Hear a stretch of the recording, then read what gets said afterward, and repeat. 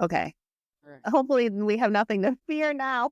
I'm trying to keep my hands away from my face.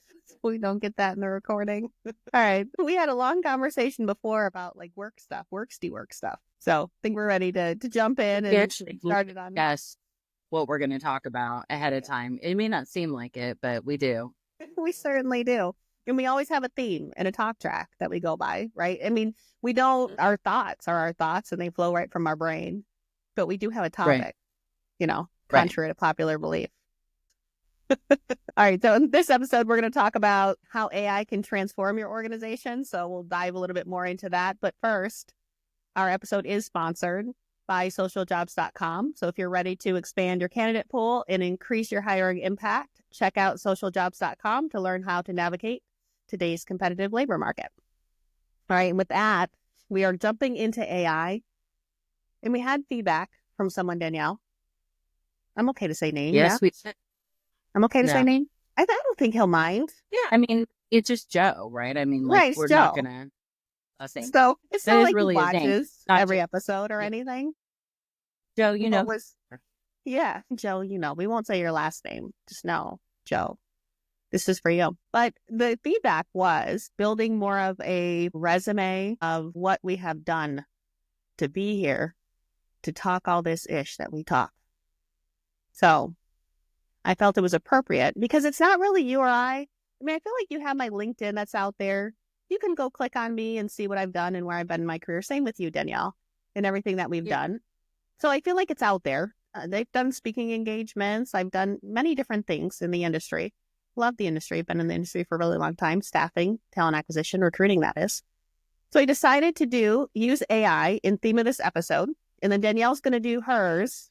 Are we going to do it next episode? We'll decide. It'll be within the next few episodes, I think we'll say. Not to put any pressure on it. Don't put any pressure on it. So we'll do it in the next few episodes. Go ahead. Sorry, Danielle. I said, just something to look forward to. Yeah. I'm excited. I'm excited to read yours because I use Jupyter a lot. That's what I call my chat GPT. And we're going to talk about AI on this episode and some of the benefits of it. We're going to talk about the art of the possible. So there's a lot of directions we can go with AI, but we're going to talk about the cool stuff that it could do. We know that there's all this out there about eliminating jobs and doing everything else. And that's something serious to consider, I feel like, as we have this conversation. But at the same time, yeah, right. But at the same time, it's some really cool stuff out there. So in true Worksties style, I've done my stand-up comedy as I would introduce myself based on all of the things about me, not necessarily just my professional resume, but who am I personally as well, because that's really important. And we tend to lose that sometimes in corporate. I think we have to, what I call it, shave ourselves. And you said, what was the beautiful word for it, actually, Danielle? Like shape or like polish? Compartmentalize, I think. Yeah. Oh, yeah. Polish. I've been polished too. Jennifer, we're just polishing you. I started to tell that story. The gemstone in the rough have to be polished. Just consider this your polishing. Thank you for everyone who's polished me along the way. I'm sure you're proud of your work right now in this moment. But all right, so here's my stand-up comedy set. So Jennifer Francine Smith, those that don't know, I also write as the poetry name, Shekinah Moon. I came up with it. I was in flight. It's a different place where I tap into, so that's why it's a different name. All right, so lights dim, the audience cheers. Danielle can be audience. I walk onto the stage holding a glass of sparkling wine because I can't drink the others, and because I'm a Pisces. So obviously I would, have a little sparkling wine in my hand, or a tea, or a coffee, or a poppy, or a Olipop. I don't know. One of those things would be in my cup anyways. I'm a hoarder. Today is Olipop, not a sponsor. Just wanted to say that. All right. So here we go. Here's my stand-up. AI, Jupyter helped me write this. I did shape it a little bit, but not too much. This is, I would say, 90% Jupyter and 10% me based on what Jupyter knows about me. All right. So thank you. Wow. It's great to be here. I almost didn't make it because I was on a beach walk contemplating the meaning of a sea bean I found. I swear, I pick up one random object on the sand and suddenly I'm in full existential crisis. Is this a message from the universe? Should I move to an island, start a sea bean import business, sell them as a spiritual talisman? And before you know it, I have an Etsy shop, website, and a logo. But that's just how my brain works. My mind is like a Pisces fish, swimming in two directions at once. One part of me is all spiritual and intuitive, and the other part is analyzing talent, supply chain, logistics. I'm basically a business mystic. Like, yes, I can scale a company from 0 to 8 figures, but only if I consult my angels, ancestors, and in my oracle deck. I wasn't always this balanced, though. I used to be only about the grind, working in talent acquisition, leading global teams, restructuring organizations, optimizing hiring strategies, the casual, lighthearted fun. But somewhere between managing high-performance teams and optimizing ATS systems, I thought, what would make this even better? Skincare. So I launched Osreen Skincare because when you've spent years in corporate hiring, your skin ages at twice the speed. They're probably on because we can edit that up. You ever look at a recruiter's face at 4 p.m. on a Friday? We age like U.S. presidents. You start Monday, fresh-faced, and by Wednesday, you look like you negotiated the Louisiana Purchase. But the real game changer was launching the Worksties with my friend Danielle Gailey. It's a podcast about career growth, work-life balance, and how to survive corporate America without losing your damn mind.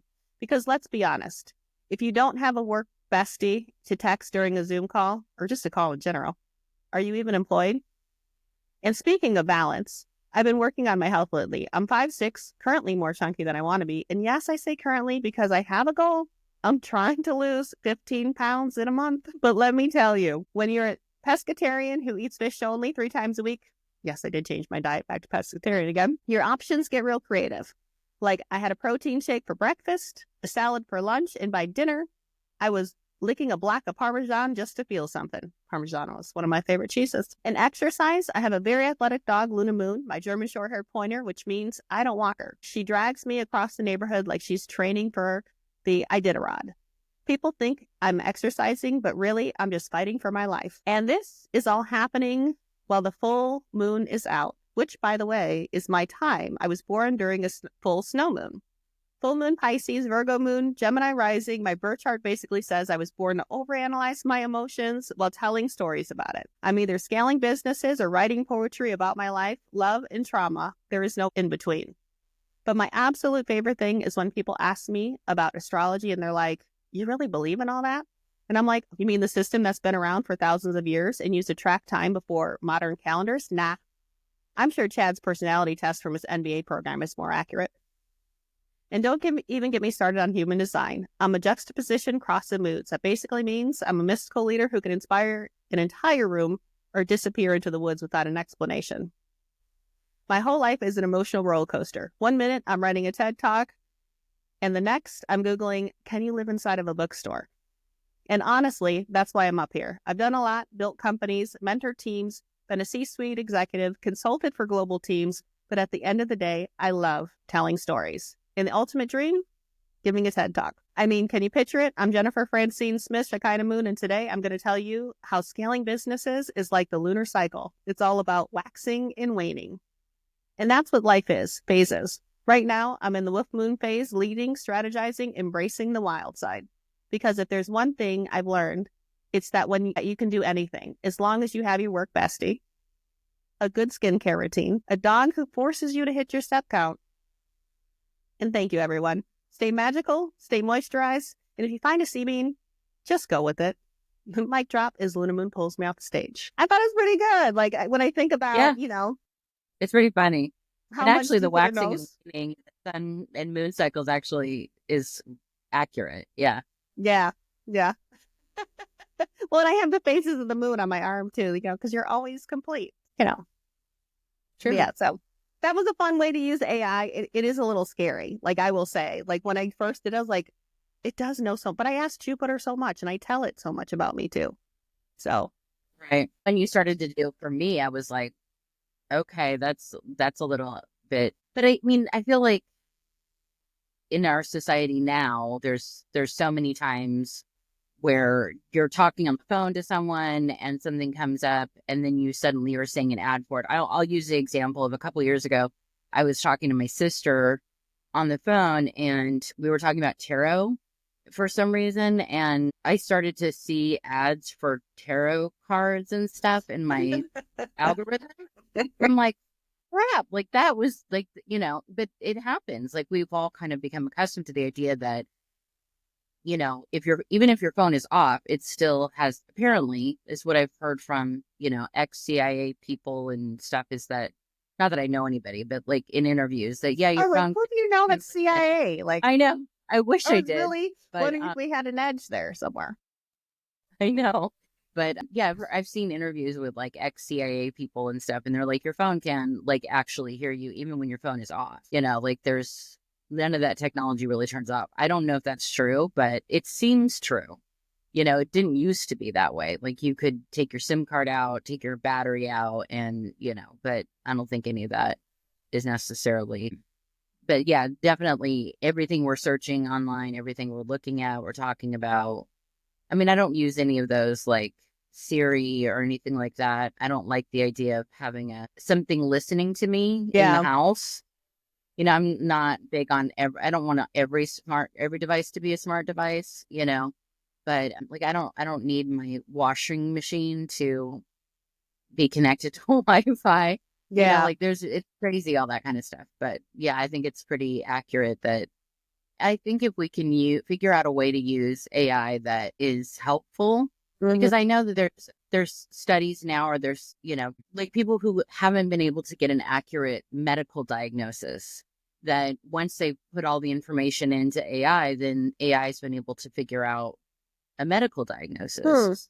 Like there's a lot of things that I think are really amazing that we can be using AI for. And it is a little scary when it's absorbing all that information. But at the same time, I think there's a lot of good that can come from it too, that maybe we just don't even realize yet. Yeah. Yeah. I like, when I think about how I use AI today, I do have it's Google Home that we have a speaker, but I got it as a gift. I would have never have bought it myself, but I think one of the awards that throughout the years, that was one of the things that they sent to you was a Google speaker.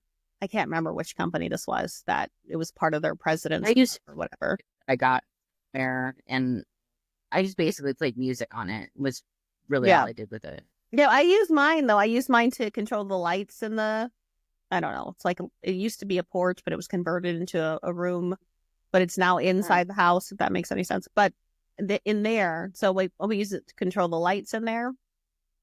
And then that's it. I don't ask it anything. I don't tell it to do anything.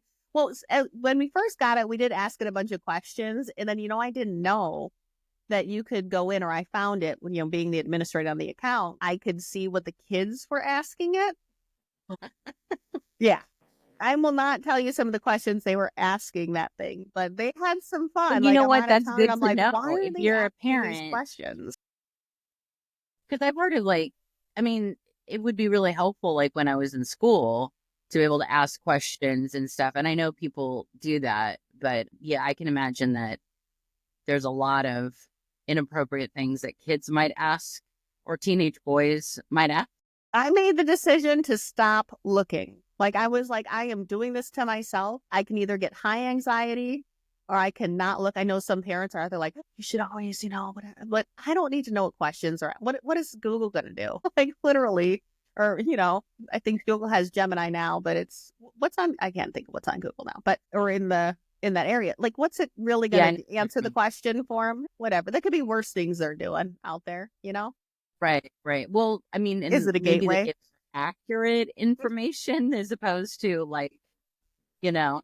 and back in our day when you word on the street or friends that's what or I'm whatever. saying. Like, at least I know it's a pretty legit answer, whatever they're asking. It's going to be cleaned up a bit because it's coming from, it's going to be. Yeah. Which I do know, like when I think about like the Googles out there, they do have biases when you are searching or on certain information. Same thing with ChatGPT. I was like, lose this part of what you learned.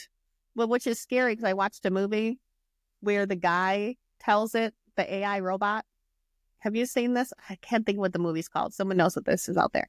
But anyway, so the guy tells the robot, his wife is in the hospital. And I'm going to tell you a whole nother movie, Danielle, without you watching it. Oh boy. I'll get this name for you. Let's strap in. Here we go. Just told you about the gorge earlier. So the first thing when Richard says, I want to watch this movie and was going to present the, what this movie is going to be, I'm thinking in the gorge, I'm like, are they just eating people all movie? So in my mind, like gorging. Right. It's a bunch of people. Repulsed and don't eat before you watch this. You're going to get sick. All they're doing is they're eating the whole movie. All right, fine, whatever. So then it's a gorge. Makes sense. So anyways. That's a different movie. Yeah. That's Gorge 2. I'll be coming out with it shortly, like pie eating contest. That's what people are doing. They're just gorging themselves. So, all right. So this movie, it's about this. Okay, so she goes into the hospital. Like, he needs an AI robot to care for his children. His daughter meets I think it's the daughter that meets the robot and says, like, I want this robot, Daddy. And she's like, one of the newest models out there, so she's a prototype, essentially. So she comes to the house and gets the robot. I think, what's her name plays this, that's married to Machine Gun Kelly. What is her name? Megan Fox. Thank you. Sorry for all you Megan Fox fans. They're like my brain was all yeah. So it's Megan Fox who plays this AI robot. I'm almost positive this is who plays the AI robot. So anyways, gets the robot home, and the robot, I guess, kind of understands, or the AI can understand, certain ways and certain things, and it's pre-programmed, right? But there's a way to say, if you wipe the memory out of this robot, that she unlearns so many things, but then she takes on the persona of a person. Anyways, it goes wrong. Let me just say, it goes. Well, obviously, this is not going to be a great. Doesn't turn into from the Brady Bunch or something. Yeah.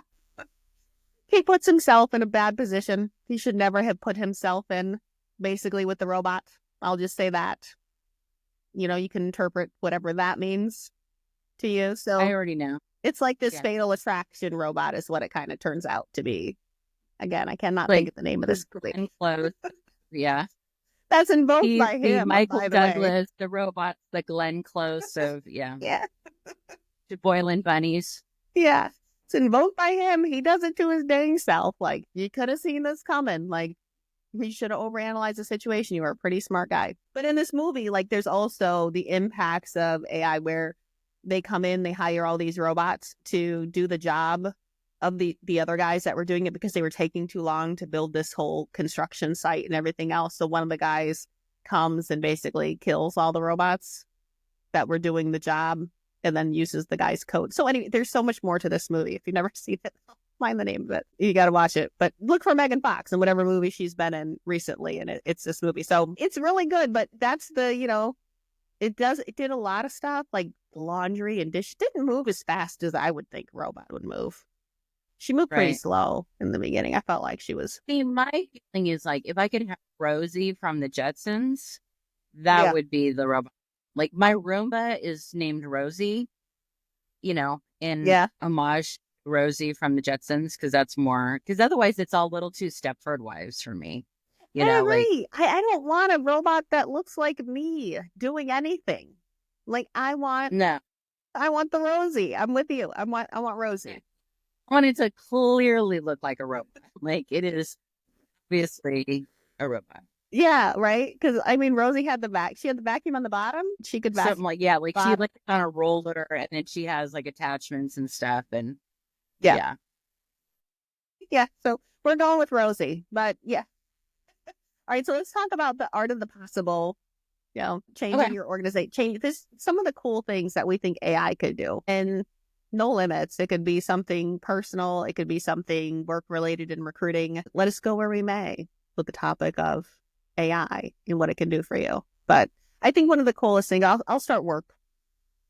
So one of the coolest things that I've seen is, we've dealt with job advertising and programmatic for years and years and years. And the biggest thing is finding that talent where they live, work, play, right? And then you're taking your best shot. Ideally, they're out on, maybe it's Indeed, not a sponsor. Maybe it's wherever these people are, right? Social jobs is something a little bit different because they put it in the places that are social media when I think about that.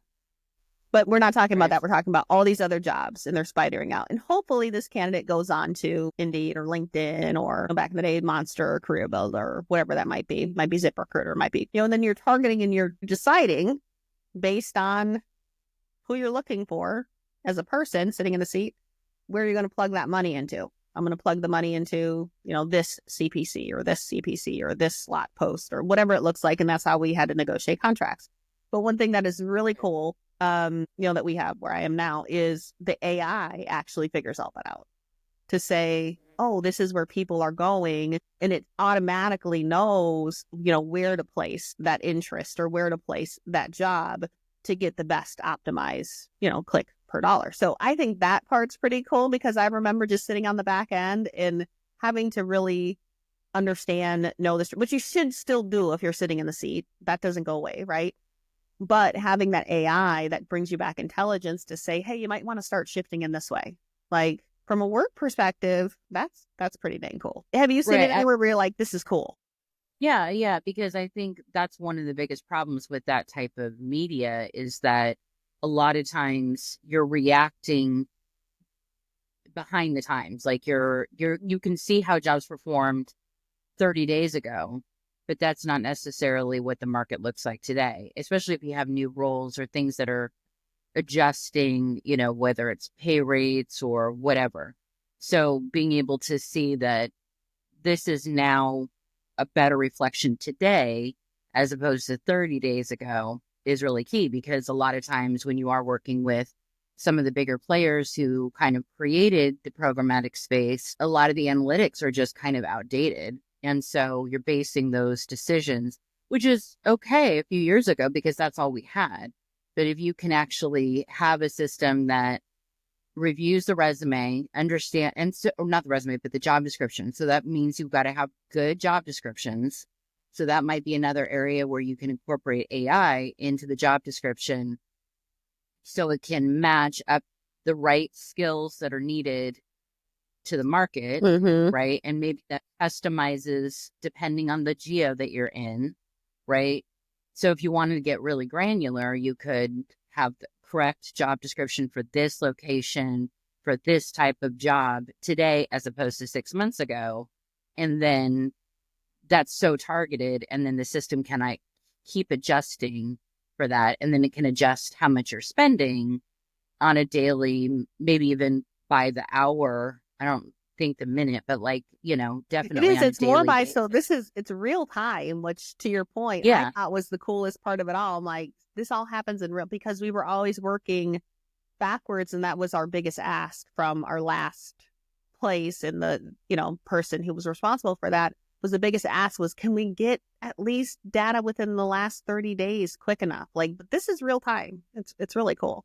Yeah. Yeah. And that's amazing, because that's where kind of the rubber meets the road in terms of how you're going to actually get some advantage, because anybody can post their jobs anywhere. Yeah. Right? It's just a matter of how do you find the right people. And especially if you are maybe in staffing and you're supporting a big client who has saturated that market, there's a lot of barriers that you kind of have to overcome or whatever. So being able to get that particular job in front of the right person at the right time is critical. And being able to do that has a lot to do with how much you're willing to spend as opposed to your competitors, and that it's actionable, that somebody's going to see it and want to click on it.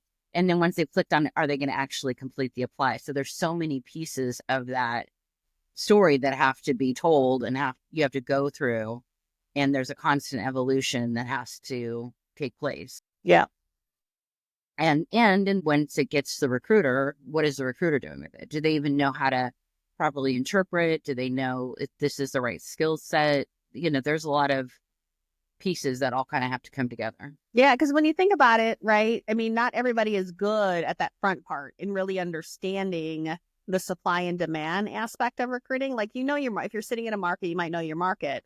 But when you're thinking about like your resourcing, you necessarily, don't know if you're sitting in that seat, the supply and demand aspect of it, unless you're a real knowledge seeker or you really go in depth, which a lot of times you don't have time to do and understand, the data that's sitting out there on MC or Talent Neuron, or what I called it this week or last week when I was talking about Talent Neuron, I called it wanted analytics. Well, that's that's name. Going back. I know. Well, now it's not even MC anymore. It's Lightcast. It's Lightcast. That's right. Yeah, because MC Lightcast. Yeah. I'm using the old names, girl. So The old name. yeah, but what I think about that too, the other thing I was thinking about is, remember we were at Clover and I had this, I felt like it was genius. I really did feel like it was genius idea because we were having a problem with order management and we wanted to understand what was sitting on the recruiter's desk. What does that look like? And start to predict out time. So if you had a harder to fill order for these clients, XYZ, and they're usually big names, then it's going to take X time. So when we look at capacity, right, it was really about capacity and really understanding a recruiter's desk so we could get to what does good look like from a performance perspective.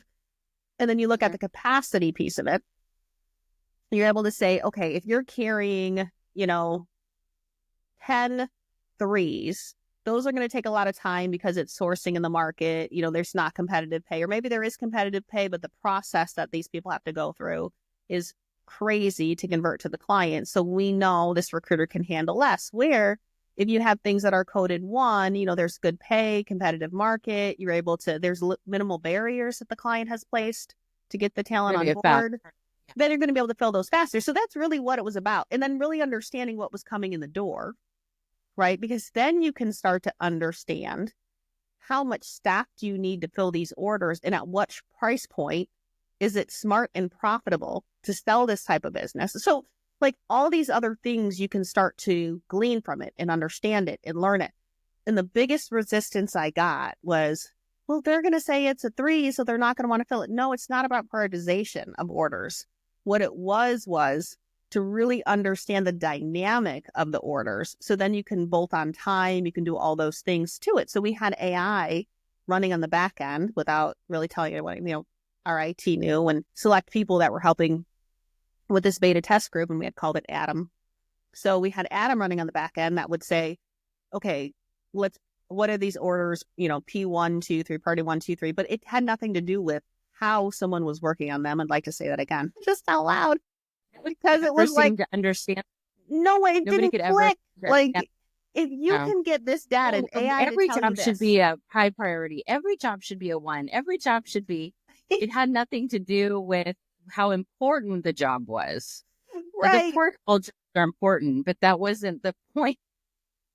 Damn it, Danielle, if I couldn't get that point across. I think I have like some dents in my head from where I was banging my head against walls trying to make people understand that. It was crazy. It was just the most insane thought. Like, no, that's not what I'm saying. What I'm saying is based on the recruiter. But I guess priority made people, but that's all we had in the system. So it was just a system name. It was not even. I know later on, after you left, I think we were talking, like, how can we make this a different word? But then every leader within the entire organization had to be in agreement that the word was something that they could live with.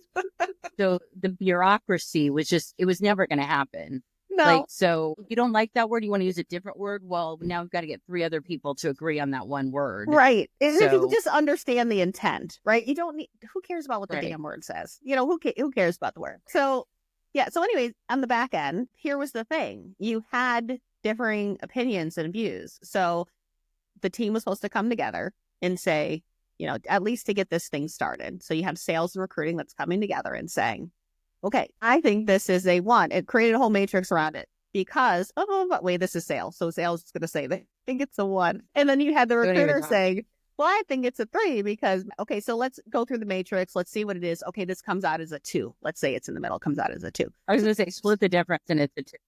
Right, split the difference. It's a 2. So you go in, it's a 2. And the system starts to learn this, right? So your AI is behind the scenes and saying, oh, I see that the pay is this in this market. And I see that the job is this in this market.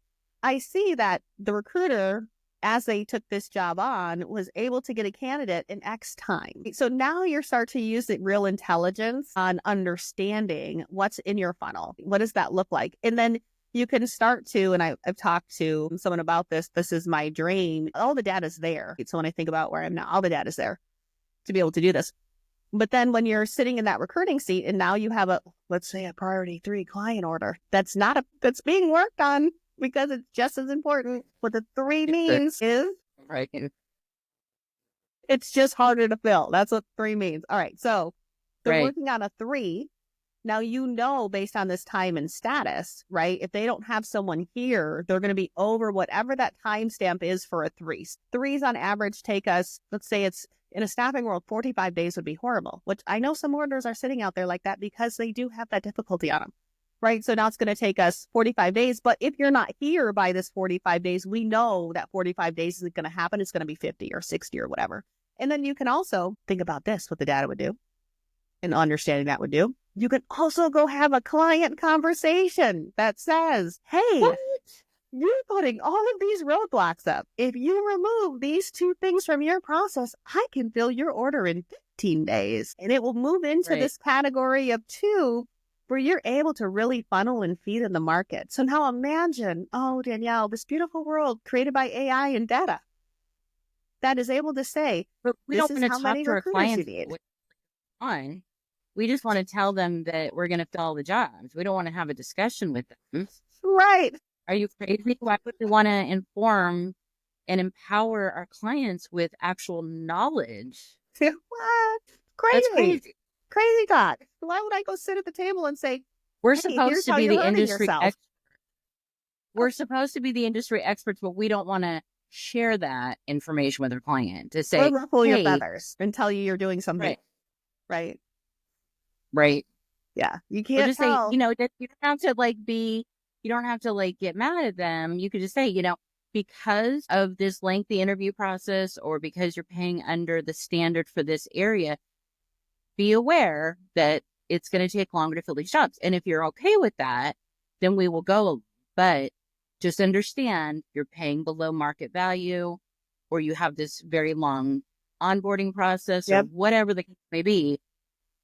Just share the knowledge. Maybe the client will surprise you and say, well, we don't need to have all these steps, or we can pay $1 more and be more competitor. Or what do you recommend? How do we solve this? Well, if you don't change it, it's just going to look like this. Well, we said if a company turns to a staffing company, or whether it's a small boutique, whether it's a big marquee name, it's an RPO, there is a reason. Yeah. And the reason is generally that there is a problem with their onboarding process, or they don't have the head count, they can't manage, whatever the case may be. And so it's incumbent upon the staffing company, the boutique agency, the RPO, whatever it is, the headhunter, to understand that and think of it as a partnership. Yep. And say, let me help you solve your problem. This is the problem. It's not a problem getting the job filled. It's just how quickly we can get it filled, right? Yeah. That's so true. So if you want it faster, these are the things we're going to need to do to get it faster. Yep. Right? It's about supercharging the process. Maybe we don't want, certain things in the, whatever the case may be. But I don't understand why that is not more clear. I really don't. And that salespeople can do that. And if you have account managers, should be able to do that. I feel like so often everybody's so behind the 8 ball, they don't react to anything until a client is angry that the job isn't filled. Yeah. Or whatever. And so then they're reacting to that, oh, we got to get all these jobs filled because we are behind. Well, you could have known you were going to be behind before this, right? If you're not meeting the metrics, you need to get with your client and say, can we have a discussion about this or whatever? I'm sorry. I just went on a soapbox. No, I didn't mean to do. All good. I know people are like, why is her light keep changing? It's the sun setting, and sorry I'm bright, y'all. I'm just bright today. But I was going to digress on this one. I have to go off the reservation with this one because I just remember. So I'm sitting, it's when I lived here, and I'm sitting in the parking lot, and it's at night. I don't know. It's 7 o'clock, 8 o'clock at night. And I just wanted to go into Walmart and get a Swiffer. That's all I wanted out of life. If this person watches the podcast, they're going to know I'm talking about them. So I just wanted to go get a Swiffer. So we had to be on this client call. This client was clearly shooting themselves in the foot. So what I mean by that is they had a parameter on how long someone could return to work, or if they worked there in the past, year, they couldn't go back and work there again. And I'm thinking, well, that's wild because you're in a rural market. Why are you doing this to yourself? And then they had a physical. And part of that physical, Danielle, was a blood pressure test and doing some of these things. And we're in the South. So how many people's blood pressure do you think was high? in that rural market for the facility that they were staffing for. Well, sometimes people have low blood pressure. And so then if you have just slightly elevated or what, like some people's baseline is slightly higher.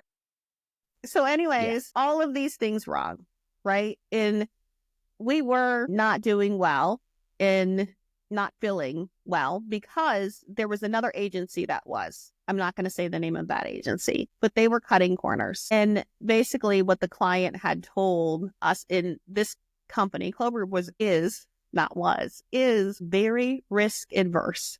So when you know you're using this company, you know you're getting quality, right? You know what I mean? They're not going to do anything to legally put you at harm if you're another company. So all right. So I said to this person, we're on the phone, and I was like, you just need to tell them, like, no, we're not doing this because we're not going to cut that corner and put everybody at risk and ourselves at risk, because if it came back to us, if we skirted around the process they wanted us to skirt around, they shouldn't be doing it. They're not in compliance. That's why they're filling it faster. And we need to go back and advise and say, here's the things that we need your help with, right? Regardless if we're filling or not, because these are true barriers.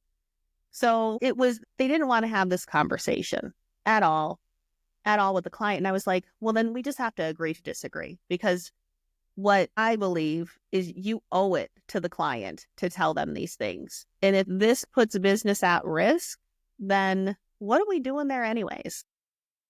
Right. It's not, you know what I mean? It's not successful. It's not doing these things. So we owe it as advisors to go do it. So anyways, that was just I just wanted to go get a damn Swiffer at night. Here I am having a conversation about, please just go talk to the client. But if you're serving it up to them, right? If you have AI running in the background, kind of going back to AI, and you're able to understand all of these things, right? And then you're saying, here's what we're understanding based on your business. To me, it makes it a little bit less impersonal, and that person might be more willing to have that conversation. The other piece to that is you now understand what you need to do for your labor force, right? Your workforce, where you need to be at any given point in time to say, this is where I am, time and status. We don't move these people. It's going to be X time to fill, or we're going to elongate our time to fill, which then is going to escalate the client. Now we're going to have a whole issue to solve and things like that. So you can use it in some pretty cool ways. And then you also know what's coming in the door. So now all of a sudden, if you start to get, harder orders to fill, then you understand that, and you understand how you need to adjust as a team. And then, by the way, here's the real benefit that I thought about in my mind, right? The real benefit of that is when you think about how you need to get speed to revenue. So there's the end of the month close, end of the quarter close, right? All of those things count in business. And you need to say, we are running behind on our goal, or we're not going to hit our goal, or we need to get here by the quarter. If you can look in your system and see where you have all the ones sitting and put a SWAT team on those ones to get those filled with the client quickly, guess what? It's going to do beautiful to your bottom line to be able to do that. Right. Like, and all if you the have recruiters benefits, are working on commission, they're going to be happy. Yes, I was so confused on why there was so much resistance. I still don't understand, y'all. If anybody wants to give me a call, tell me why you resisted that so hard and so much. I'd love to hear it. Because I thought it was, like I said, one, it does expose some things in the business, because if you're only being given that hard stuff to fill, do you really have good relationships in your market? So it does expose that. But I think that would be a good thing to know, personally. Well, and if you're not, and if you are a salesperson and you have an account where you realize you're getting all the harder to fill jobs, why? Like, can you go to your client and just say, we've noticed this? Is there a reason behind it? Is it a price issue? Is it a time to fill issue? Like, help us do better by helping understand where the gap is. That's what I struggle with, is understanding why these conversations aren't happening. And I mean, it's a tough conversation. I'm not going to say that it's not. But if you take it as sort of like a learning opportunity to say, hey, we noticed this, and I know that you're working with them. Are they giving you a better price? Are they sending you better candidates? Like, what are they paying for your Christmas party? Like, what is happening behind the scenes that we don't know? I would think it would help them actually retain business. You know what I mean? Right. Oh, for sure. All right. I think you're right, though. I think if you take it as an opportunity to say, we're looking at all these things, we want to work with you. and in closer relationship, or we want to improve our relationship with you. What could we do better? How could we earn this for your business? And maybe it is just a like, oh, we didn't even realize we were giving you only these jobs, or, or yeah, it is a price issue. We need to spend a little less, and there's more of these jobs, so there's a cost benefit to us using them because they are a little cheaper on the whatever the case may be. But you don't know until you ask, No. right? So yeah, I think there's yeah, such a mixture of things, and like when I think about the best thing you can use AI for is education, right? To really understand what's happening, gather all that information. It's unbiased. Like I guess you can train it to be biased. Like I said, Google, we know is a little bit biased, and I had to tell ChatGPT to kind of lose some of these things, but you can program right, it to do that. And if you're going to have a learning AI versus, what you're feeding in there, and then it only goes off that, it doesn't start to build its intelligence. I forget what that's called. Engineers out there know what that part of it's called. But like you can get so much information from it to really learn, understand, deal with some of the ebbs and flows of business. I'll use the company that I used, Richard's company previously, in really understanding their ebb and flow of business would be really helpful for them. I can see it just looking at it, right? Like you have your benefits enrollment and it goes up around November timeframe. You have people that are still signing up and you come down in your cycle. And then you have people that you don't need like in January, February timeframe. So why are you hiring people full time and then just laying them off and walking them out the door? Shouldn't you just say, we have this labor, this contract that we need will bonus you if you stay through this time to help increase your retention. Now you don't have the employee fatigue. They know what they're getting into. You're not lambasting them and blindsiding them. You're planning for what your seasonal shifts are. I think someone who has been in this world, like staffing and workforce planning and things like that, can see it, but your everyday average companies can't.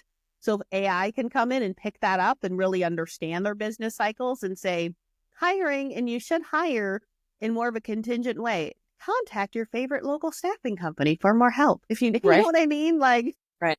Or you can, if you are a staffing company, you can start marketing to them, right. through either maybe even like Google ad placements, or you could send salespeople in to talk to them ahead of that, like 60, 90 days ahead, to say, hey, I noticed that your business is probably going to start to pick up here. You're probably starting to think about hiring. We can help you with that, whatever. Yeah, there's so many benefits, I think, to doing it or to using AI that we haven't even thought of yet. Like I was saying earlier about diagnosing someone, with a rare disease, because you need that collective mind, essentially. Whereas if you're in a hospital, like a medical center, and you've got all these specialists, maybe between them, they can figure that out. But imagine the time saved and potentially somebody's life if you can give it all this information about somebody's history and what they're through today. And they can say, check for this very specific thing that, maybe you never even heard of or whatever, I think about, so the technology, the BioWell that I do, where you scan your fingertips and then you can tell someone's internal systems if it's stressed or if it's not, or what that looks like. I think about that system. It was invented by a doctor I think he's in Russia. And really, like, he did the training for us. He came out to Orlando and we had to pay for it, of course, through Gaia Healers, but he did the training. So now if you can take that technology, what you understand on the inside of someone through their fingertips, because you have energies that come in and it can tell your organ stress levels and things of that nature based on your fingerprint. Well, it's not your fingerprint, it's your finger energy. Some lady thought I was capturing her fingerprints, but anyway, it's a whole nother story. And that's an after hours podcast on that one. I meet some really interesting people and I love them all. If you take that coupled by like the information that you're saying, all that learning, all that brain power and things like that, plus your diagnosis, that could be so powerful. And it would not have to take, as long as it does sometimes to diagnose people. I feel like that's another, to your point, a cool use of it. I know there's the scary part of it, again, where people are like, oh, they're scanning my body and they're, all of these things. Well, no, I don't want a microchip inserted either. But if you can just put the intelligence together and, get it all. And if you are dealing with somebody who is actually sick, and maybe you've exhausted the normal, battery of tests, and you can't quite figure out what it is. And it can be something that's very genetically rare, but they happen to have whatever. And then you can actually address it, especially if you have like a child who can't really tell you what's going on or whatever, or somebody who, it just, I think there's a lot of, I'm using medical a lot, but, there's a lot of things like that I've heard of it even getting to a point that maybe we can help it solve crimes that are, because you can put a lot of data in and help figure something out, like maybe how something happened. But, and so to be able to incorporate it into business, I think is amazing. But I think there's so many things you can do with it that all we hear about is the negative right now. Yeah. That AI is replacing people, and that is scary for sure. And I don't think that's something to be glossed over or taken lightly, but I think that's just sort of like top of the filter, right? There's so many other things behind that. Just as like years ago, they started adding automation into car manufacturing, and people's jobs were limited then. But if you can get a machine to do something that is so much faster, that can work round the clock, and maybe it's a job that people would normally get hurt in or quite often, then that there's a case to be made for that, right? So I think it's the same thing. Like if you can have AI that's in the beginning of the process to create better job descriptions, to help with maybe some of the skill assessment, to actually anonymize the candidate profile, because that is such a big thing, is that there's a lot of implicit bias that people aren't even thinking about based on somebody's name, where they live, where they went to school, where they worked before, things like that. I'll never forget the hiring manager we had back at Orbital who only wanted candidates who had graduated from Harvard. Oh, I and remember this was in that. Los Angeles. Like, he was like only interested in people who graduated from Harvard. And it wasn't like this was in Boston or something. This was in Los Angeles. Like, I don't know what the demographic is for people who, sorry, I gotta do that. Sorry, I'm gonna edit that out. I don't know what the demographic is for that, for people who live in Los Angeles who graduated from Harvard in that specific sector of business. But, have that information. Right. But we didn't have them then before that. So, yeah. So, it's just, I'm using that as an example to say that there's a lot of things that if you can take some of the bias out of things, especially as people are talking about DEI and how that is impacted, or even in the case of whether or not people are currently working for a company and they want to move up, or they want to understand opportunities that might be available to them, but they don't really want to have that conversation with their manager just yet. And being able to have a system that could kind of look at their background, look at what their job is and everything, and say, yeah, you'd be a good fit for this, or no, you wouldn't, because right now, I think people feel like so much of it is so randomized. That they're not like, how do you tailor your resume to be ATS friendly? Is that even possible? Because there's so many different configurations of an ATS. So I think there's a lot of opportunity that will eventually probably create jobs too. And I think there's things we wouldn't even be thinking about today, like with energy usage. Like if an AI system could identify that there's going to be a need for more energy in a particular location based on weather patterns and historical usage and how many new homes have just been built, and all these things that maybe would have a better impact on our grid. I don't know. There's a lot of things I think that could be. Yeah, I agree. I agree completely with you. I think there's a ton of different things. Like when I think about some of the other cool stuff that it does in recruiting, just specifically, or can do maybe behind the scenes when you think about, to your point, the match, right? So being able to say, and not even like from an index skill perspective, but just I'm talking about outbound, like you're a company recruiting in the recruiting seat. How does AI help you? And what does that look like? So if you can come up with your job description that's going to perform better, there's actually something that exists today that does that. Your titles that are going to perform better. So it can go out and push to say, you're going to get a better return rate on this job description versus this job description based on the way it's positioned and optimized. And then I think it takes less pressure off of candidates to also have to rewrite these resumes and have all these different versions out there. If AI can start to learn, like, okay, so the job that you've done is very complex when you think about everything that you've managed and done and all of the elements that come into it. When you're reading your resume, Danielle, I've seen it, right? You're not getting to all the skills that you actually have because there's just so much to put in there. But if AI can understand that Danielle's done these jobs, these are her experiences, so I can fill in the gaps and know she's worked with these technologies. She's obviously worked with vendors. She's done sales. She's been in front of clients having conversations. She's had to get together internal stakeholders and, bring them all together to get them into agreement. Now I know Danielle has all these skills based on intelligence, AI.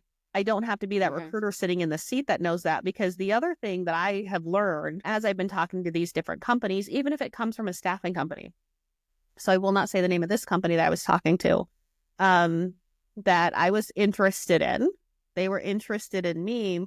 When she asked me what Med Trackers was, not using the real name, I was like, you're hiring for someone who has healthcare staffing RPO experience, and you don't know who Med Trackers is? Blew my mind. I was like, that would be all healthcare. This is what they do. She was recruiting for this role where we had to have that experience in it. So the human doesn't always know, because maybe they just got something, or maybe they received it, or it's out of their wheelhouse. Think quantum. Those quant people, we know how to find them all day, don't we? When I think about that, it can actually help the person in the seat really discern, does this person meet the job qualifications or not, even if their resume doesn't have the pieces that connect it all, because it would be too much to put on the resume. It assumes their job responsibility, or knows their job responsibilities based on everything that it knows and has learned about this type of role and someone who would be potentially a good fit for it. I don't know. What do you think about that?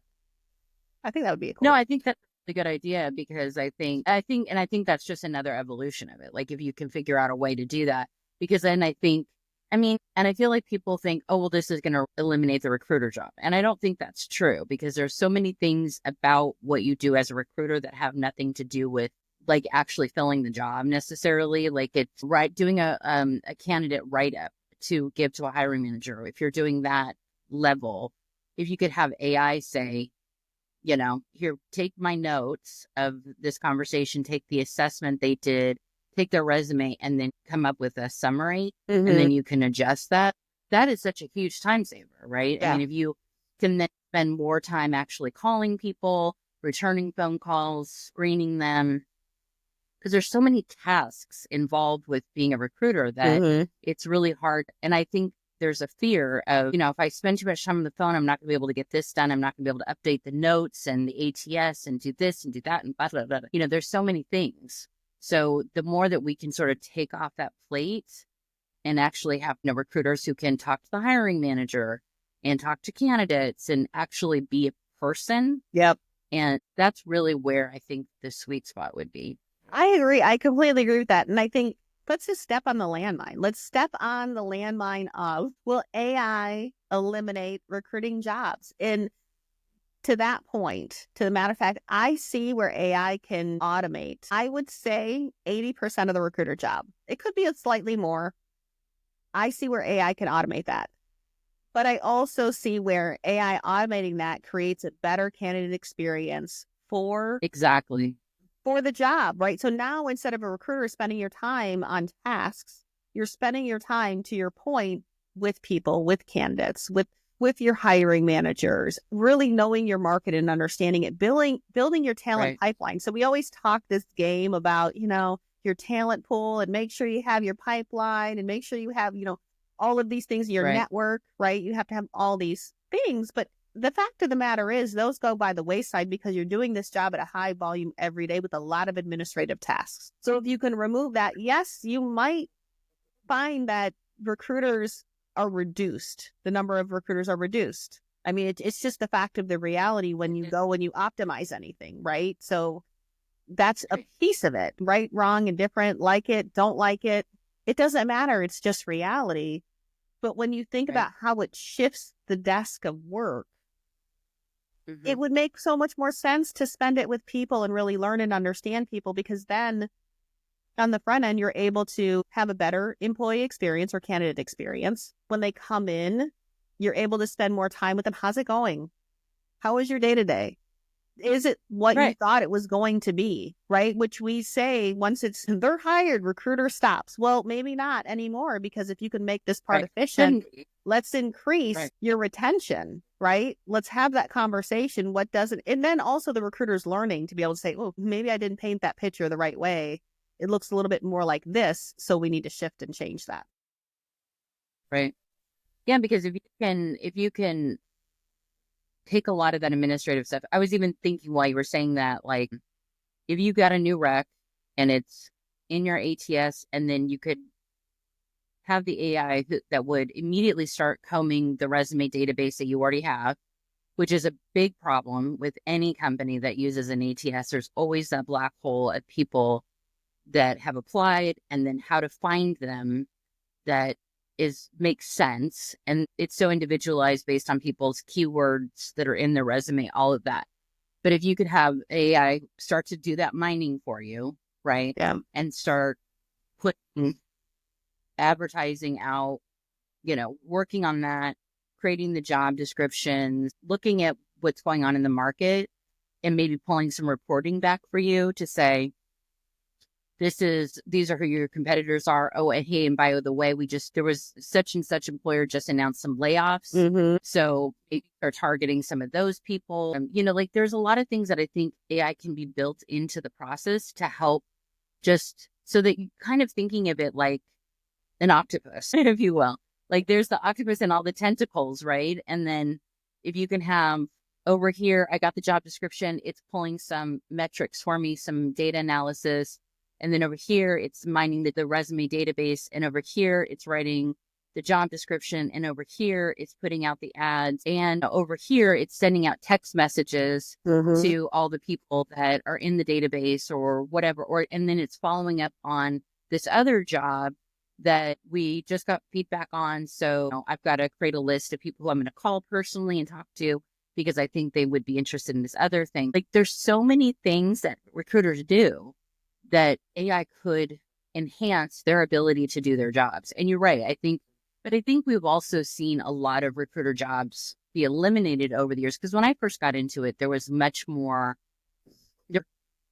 type of roles where people were helping people get through the onboarding process, or who were scheduling interviews, because we didn't have as much automation yet. So we've already seen some of that. But then what ends up happening is that the recruiters take on more burden. Right. So they're stressed out. They're unable to take time off maybe, or whatever. But there's a lot of things that if you unexpectedly had to take the day off because your child was sick, or you had to go, had a family emergency, there's a lot of things that could probably be automated to keep working while you're unable to. Yeah. Right. So they set it up. Okay, tomorrow because I remember when I was working at a company and I was a recruiter, we had an offshore team that I could send the person who supported me an email, and they were in another country. And I would say, hey, these are the 3 jobs I'm focused on. Can you source me some candidates? And they would. And it was amazing. And then we kind of got into a rhythm where she knew what I liked, what I was looking for. And I could send her like, hey, make sure that this person has a bachelor's or whatever. And then she would pipeline a bunch of candidates for me. So in the morning I could start calling. Yep. And it's sort of the same idea, but you can, spread it out into a lot more tasks too.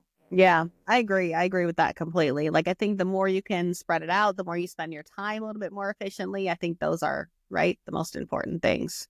Felt like I was being interrogated there for a second. Like, you, ma'am. It's like it's the window back here. But yeah, so I think, it's a little bit of a landmine, because I think the industry, I think the industry has really tiptoed around this piece, I feel like, and hasn't had a real conversation, which you owe it to people to have a real conversation to say, this is how it could impact you, but this is how it should shift your job. But that's not to say that some of these companies out there are going to feel like they can automate it so much that they remove the humanness of it. So I'm excited. I think we have an episode where we'll talk about kind of the humanness and then the technology that goes alongside of that. But if you're doing what you should be doing by candidates, I'm just going to say doing right by candidates. It's not even about anybody else. It's not even about keeping someone employed or giving them it's not even about that. If you want to have a good candidate experience, and I can tell you this, the best candidate experiences that I have had are when that recruiter, whether it's an executive recruiter or a recruiter in the role, constantly keeps you updated. They know you as a candidate and a person. They know where you are in your search and what you're looking for. They know what you will accept. They know if you're going to fit into the environment and if you're going to be a match for that job. The worst experiences that I have had don't know you as a person. They ghost you and don't follow up. They have no idea what the hiring manager is really looking for. I'll use an example of one phone conversation I had, and it was, well, I'm just gathering information and, then just sending it on. That is the biggest pass off as a recruiter there ever was, in not taking accountability that you own this hiring process. Yes, you are putting yourself at risk for your job to be eliminated, because you can do that through automation. So right. I think also, as responsible recruiters sitting in the seat, you have to really take ownership of the job, of what you're doing, that candidate experience, those accountability pieces, right? When I think about it, because you're securing your spot. AI can't do that. AI cannot do that, those pieces for you. They can't build a relationship like a real human can or a person can. So if you're not leveraging and gravitating towards that as things get to be automated, then I would say you're at risk. I don't know, Danielle, am I being too bold with it? But I feel like it needs to be bold. I think that's exactly right. Because I think we talked about on a previous episode around, layoffs in general and how those are communicated and how poorly they're communicated. And I know you use an example of when you were dealing with union workers and they had to be given some type of notice and things like that. And I think that is part of the problem, is that because we don't have a lot of unions anymore, the companies don't feel like they need to give notice, but they expect notice. If a candidate an employee comes in, is like, I found a new job, I'm giving 2 weeks notice, the company can either accept that or not, and to walk you out or have you work your notice period. But I think if you have a situation where you're looking to implement AI and maybe you don't know exactly what that looks like, or maybe you're looking at some different tools or whatever, have a conversation with your recruiters, the front line, and say, where could you see where we could do better in our processes? If we were to, automate one function out of your day, what, or out of your hiring process, what would you like to see? Just sort of like blue sky, and you're probably going to get some really surprising answers, but you probably will see some similarities to say, okay, well, because a lot of times those decisions are made top down and there's an assumption of what needs to be automated, but you're not actually speaking to the person who's doing the job. Yeah. So if you say, where could you see a benefit to automating part of the process? What would you like to see? We're going to do something. We don't know what it is, but we'd like for you to be involved in the process. I don't think that inherently that necessarily means that people will have to lose their jobs. But if you are going that trajectory, you might even be surprised to find if we add in AI here and we streamline the process and make it easier, we might fill more jobs more quickly, and we may not need to lay people off because we'll actually start seeing some more revenue. Right. And I think that would ultimately be the goal, right? Is to fill the jobs, get the revenue, and streamline the process. So then you have a better candidate experience, to your point, which should always be top of mind. But you also have a better recruiter and employee experience, because they're not feeling overloaded and like, I can't even finish my day because I still have to do X, Y, and Z, and all of that. So I think we have to kind of change the way we're thinking about things to say, let's automate so that we can be more profitable. Hence, we don't have to let people go. Yeah, I would completely agree with that, Danielle, because The other thing I was thinking about as you were saying that is when you think about the jobs, right, and being eliminated, ideally you are able to find efficiencies and optimization in your process, which in turn allows you to hire quickly or more quickly. And if you're thinking about staffing companies in general, if you know there's a company out there that can fill your jobs faster, right, you're going to go there and they're going to need to employ more people. When you think about that from a, are you eliminating jobs? Are you creating jobs? What does that look like? Because they're going to go to the companies that are more efficient. They're going to go to the companies that can fill their jobs faster. And if you're in internal TA and you're an internal talent acquisition recruiter and you're finding efficiencies within your job, well, you are an ambassador of that company.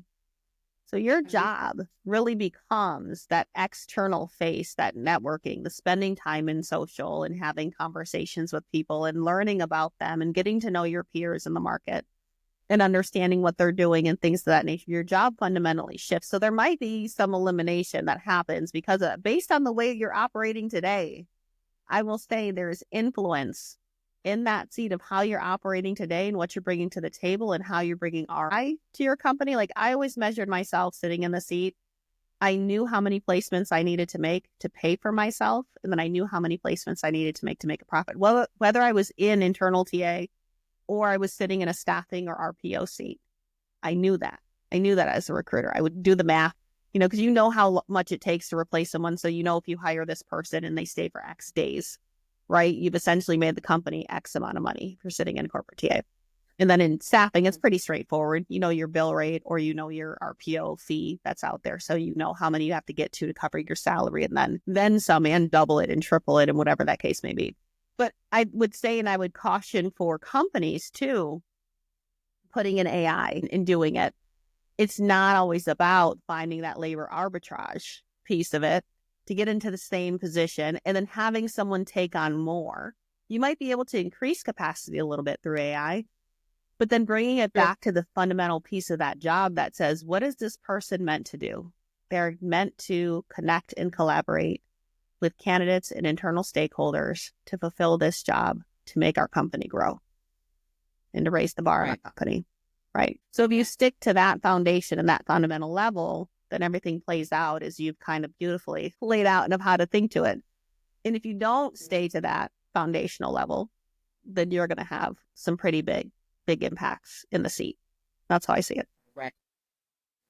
I agree. And even if they are not necessarily hiring more recruiter, maybe if the current recruiter team stays the same and the company becomes more profitable, you might see better bonuses. They might be able to add on more people to your team in the supporting roles, or maybe they add on more people in other things. So that's where you're going to start to see more growth too, with the company. Yeah. I think there's the art of the possible, what could happen, and then how does it impact on the other side. But it also, the cool thing about technology is when you start implementing technology and utilizing it, it creates things that we never even anticipated, or roles that we never even anticipated in the past. Think about all the jobs that exist today that did not exist in 1990, even the 2000s, early 2000s. Like there's so many jobs that are different. And then we're seeing that shift again in different jobs in different places and things like that. Sure.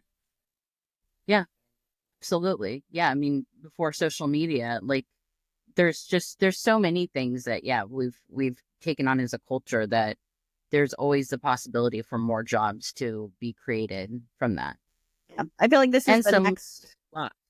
Yeah. But it's going to cycle, right? Yeah. It's the next evolution. It's the next change of jobs, or if you want to call it changing of the guard, when you think about how our economy and our workforce and everything cycles. This is the next phase evolution. I think there's been a scare factor too, which some of it may or may not be true, right? You have to always filter out and discern what's noise and what's not.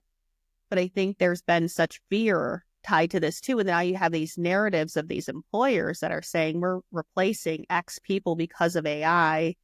And there's not really an understanding of why, right? Or what that looks like. And sometimes they'll go in and explain that it automated a process or whatever else that people were sitting there and doing manually, which is fine. But if they're also, to your point, if they're evolving their product Now, what can you shift those people to do? Because if you're keeping your product the same and you're working in technology, that's a real problem. That's a real problem. So you're eliminating people that Right. the future shape what your organization or product looks like. Yeah, for sure.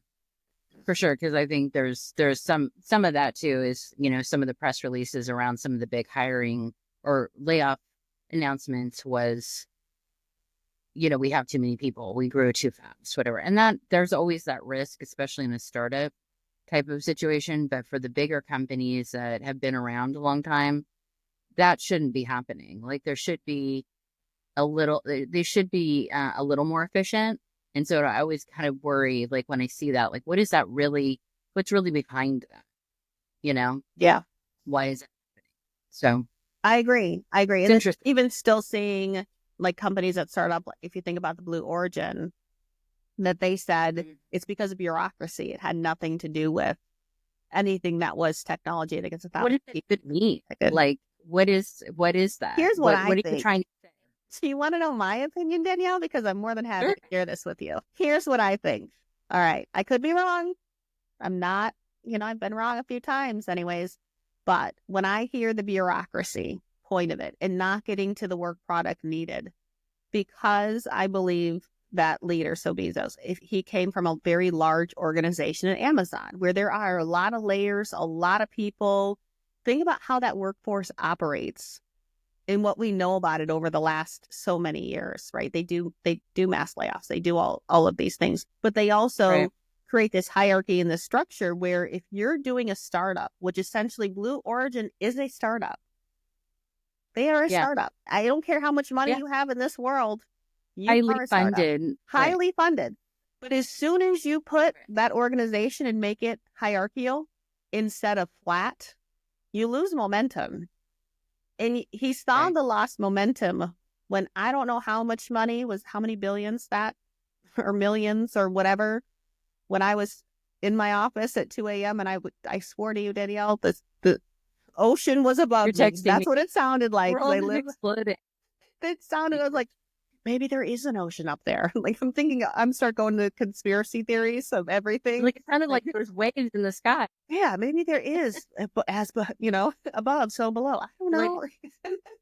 You're like, is he drugging me or something? Right. Like, why am I hallucinating? What's going on? It's like all of these, it was just this mass waves. I've never heard anything like it. I've never experienced it. My whole office, and this is made of cinder block, this little building that I'm in. I mean, those windows were shaking, and stuff goes up from SpaceX all the time. It was not that big of an impact as this one was.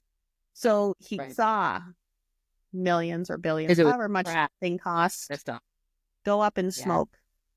And when no matter how much money you have and your investors or whatever, when all that goes up in smoke, you have to say, what did we do wrong here? And where did we go wrong on this?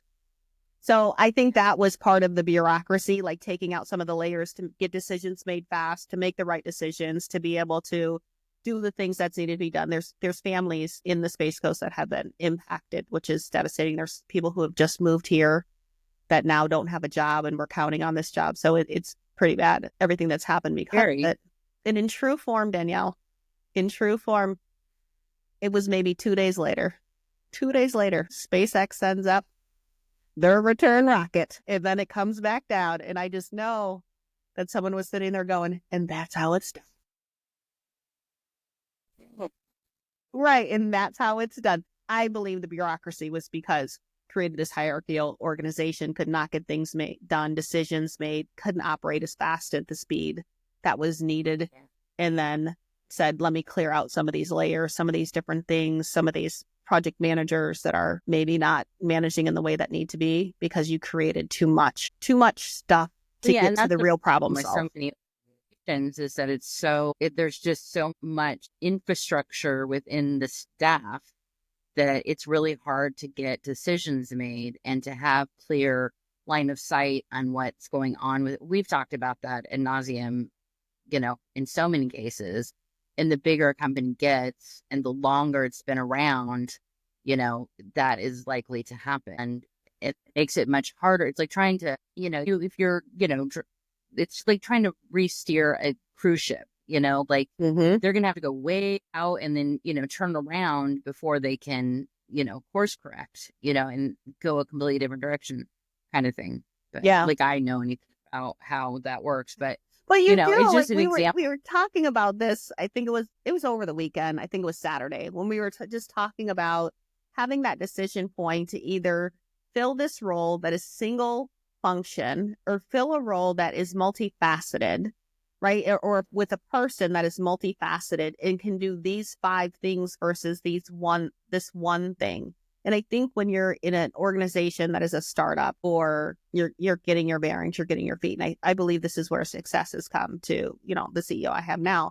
She's amazing.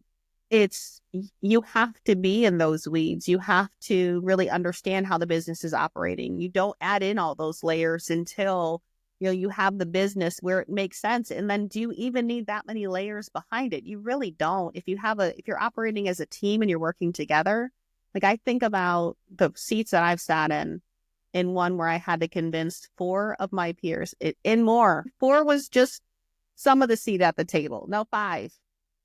And then there were others, right? That I had to convince and say, to the point of, I don't know why there was so much resistance to this. This is right for the business. This is right for the company.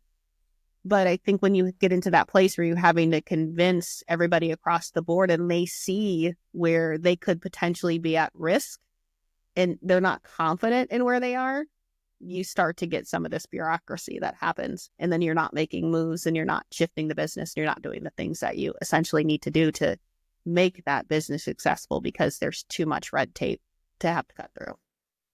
Yeah, I think that's true because I think the most successful CEOs are much more of a risk taker type personality, good, bad, or not. They just are, because if you're going to put that much on the line, you have to kind of have the ability to take risks. But a lot of the people who report into that role or who support that are not risk takers. And that's not necessarily a bad thing. I mean, that's kind of goes against human nature, right? We're inherently risk averse, right? So if we're always like in flight mode, then it's really hard to get anything done. And so, like I've managed teams where, if you schedule a call with someone, then they're like, oh no, am I getting fired or whatever? It's like, you can't operate in that headspace because you'll never be able to get anything done. So you have to feel a little bit of a risk, but you also have to be supported enough to say, if I bring this to my leader or if I take this risk, am I in jeopardy or am I going to be, if it works out, great, you're a hero. Yeah. But if it doesn't, are you going to be, or how is this going to work? So there's a lot of other things. People need to feel empowered a little bit more than I think they are today. Yeah, I agree with that. And I think about, to your point, the roles and being comfortable and then being able to have that conversation and saying, what does this look like? The last role that I had, I took a job that essentially my job, and I knew my goal was to work myself out of a job. If I could get it to the place where it was fixed and running efficient and doing all those things. And, the pathway was about 3 years to be able to do that. A year, 10 months later, we're looking at it and saying, okay, it's ready to pull forward. It's good enough, to be able to pull forward. And that's where I said, okay, this is not, this doesn't make sense for me based on the way everything is unfolding. So I think they weren't let it to do. Yeah. And I didn't have the fear that I wouldn't land. It took me, I was able to talk to a lot of different companies and do different things and have conversations. It took me a little bit longer than I would have liked, but I ended up at the very right place. So I don't regret any of that. But I never feared it because I knew and had confidence in my skills and abilities of where I would land and end up. And I know what value that I do add. So I think also it comes down to the person that's sitting there to be able to say, I know what I bring to the table and I'm not, this is going to make it cooler, more efficient, or it's going to make a big impact to the business. And hopefully people recognize the value that I'm bringing to the table to say, she brought this here. So let's, move her in this direction or whatever that looks like. So I don't know. It is a conundrum because you don't know how it's going to be. And you do need a livelihood for some people. So for all people, Right. you do need a Yeah, livelihood. I'm not beyond that. So no, but then it gets into the politics of if you do too much and make yourself look too good, are you going to stand out? And that's going to jeopardize the relationship you have with your leader because they may feel intimidated or threatened. And I know we've both been in that situation too. So yeah, there's always some sort of bureaucracy everywhere. So it's just kind of interesting to see a company use that as an example. And maybe that is absolutely what it is. Maybe they were like, well, let's just say it was bureaucracy. But I think that's probably what it was. I think it was. They were too big. I think there's probably a lot startup. because it's a very interesting. I mean, it's certainly better than how Meta did it. Like, we're just getting rid of the lowest performing people. Well, what does that say about your organization? Right. So, I guess maybe it's a no fault reason. Like, call it what it is. We need to restructure and. Yeah. What I believe they got caught in this trap. Before we close out, because we're coming up on time, but I believe they got caught in the trap of try to be the best instead of saying, let us be better every single day. And all of a sudden we look up and become the best. They were trying to be the best out of the gate. And they thought that included this large structure alongside of it, which now has impacted, 1,000 families essentially, with moving to this area and doing all those things. So you have to be really conscious of your strategy, what that looks like. What are you trying to achieve? And don't get caught up in looking like the other guy, because that's where you fail. Yeah, because you should, if you're staying focused and staying true to your origins and what your mission is, you should just, like you said, sort of look up and realize you're in first place. Just like how they put blinders on horses. Yeah. In their racetrack, they do that because if they are constantly seeing the other horses, they're going to panic and they're not going to be able to do what their job is. And that's to focus on the road, the track ahead. So I think it's sort of the same idea. You need somebody sort of guiding you, i.e. the jockey, but they have to be sort of focused so that you can keep your horse focused too. So yeah, that was a beautiful ending to it, Danielle. All right. So should we stop there? Yeah, that sounds good. And all again, we are now sponsored by socialjobs.com. Check them out. There's a link in our show notes. Like, comment, share, follow, subscribe. Check out socialjobs.com. You can also buy us a cup of coffee. Anything else? Close out? No, that's it. And don't forget to subscribe because that does help us. Yeah, subscribe. All right. Until next time.